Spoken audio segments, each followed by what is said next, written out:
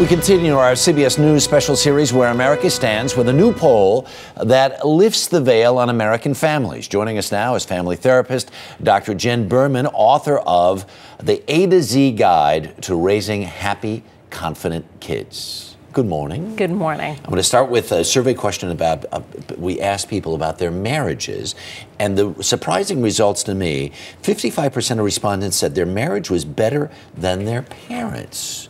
Do you really think that's true? I mean, this is certainly a poll, so this is just reflects responses versus maybe the reality. You're a family therapist. Does that ring true to you? I think that there's a lot of truth to it. I think previous generations used to get married for necessity and social pressure, but today's couples are getting married older and older, and they're getting married for love. They're holding out for their soulmate, and they're also, because they're marrying older, they know themselves better, they have more dating experience, so they know what they need in a relationship a little more than previous generations. It's still a phenomenal divorce rate. The divorce rate really hasn't gone down that much, has it?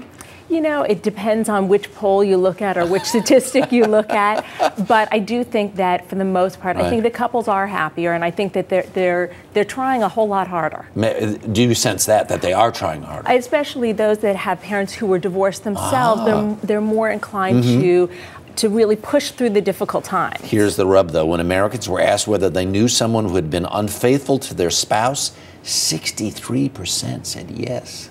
Yeah, pretty amazing. That is pretty amazing. And I think that statistic is that high because there's so much more opportunity now that we are both parents in the workforce. Exactly, co-ed workforce. Right. People have cell phones. People are busy texting, which your spouse doesn't know. It used to be that all the calls came through the family home. Right. And not to mention that, you know, it's a very different culture. Right. And Facebook and all the social networking makes everyone accessible. People from your past can approach you easily without your spouse knowing. Right, easily is the key word there. We asked some other questions about families having enough time to spend together, and they said by and large, yes. A lot of families said that they actually spent, 75% said they eat meals together on a frequent basis, which is one of the key things to having healthy children. But when we went on to ask whether or not parents thought their children were obese, which we know to be an epidemic, 87% of parents said their kids are not overweight.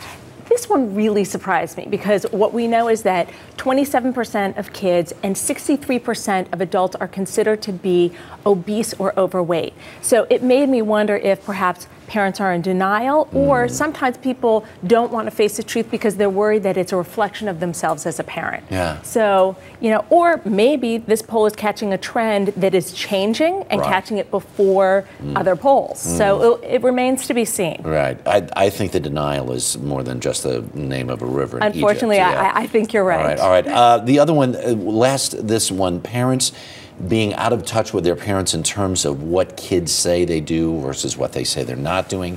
75% of parents say their children are not sexually active, and that does not jibe with national statistics. Yeah, talk about denial. Yeah. I would say that statistic is probably inverse, that it's probably more like 75% of kids are, and I think that it's very hard for parents to face the fact that their kids are sexual beings. And the key when it comes to parenting and kids and sex is parents need to be an honest, open, accurate source of information for their kids and a non-judgmental source, which is incredibly challenging. Because when your kids come to you and say, I did A, B, and C, if you say, you shouldn't have done that, you did what? They're not coming to you again. And you're a better source of information than their friends are, because that's where they get all the wrong information. Wow. All right.